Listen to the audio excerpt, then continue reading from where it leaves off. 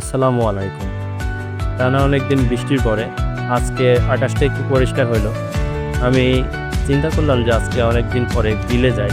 কারণ বিলে আমাদের ধানের জমিতে ধান লাগানোর জন্য কিছু চারা দেওয়া ছিল। সে চারাগুলো দেখে আসি।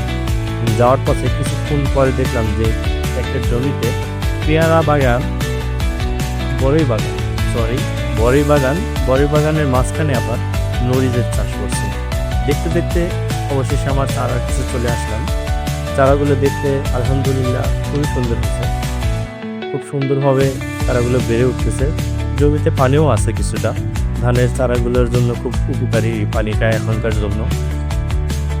আলহামদুলিল্লাহ ধানের চারাগুলো দেখতে খুব সুন্দর লাগতেছে। ক্যামেরায় কীরকম দেখতে পাচ্ছেন জানি না।